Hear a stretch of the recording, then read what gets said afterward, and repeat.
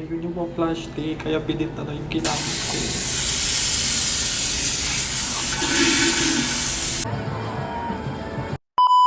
Hello mga personality, get ready or not with me. Pupunta tayo ng SM! Oy.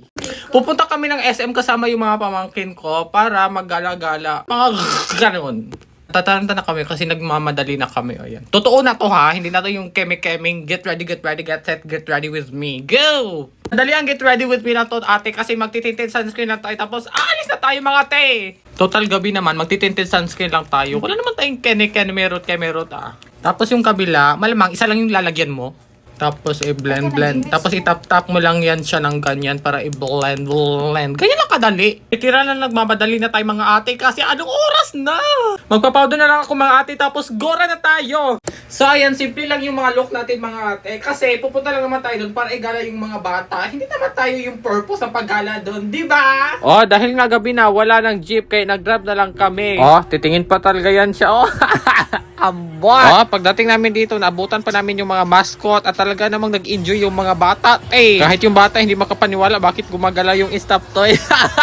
May ibang feeling din talaga yung pagsakay ng elevator kasi parang nafe-feel mo na parang bumababa yung kinakain mo. Hindi ko na talaga alam kung papuntang third floor pa ba to, papuntang langit na. Oh, dahil hindi kaya ng kapatid ko mag-elevator, ayan, naghagdanan na lang siya.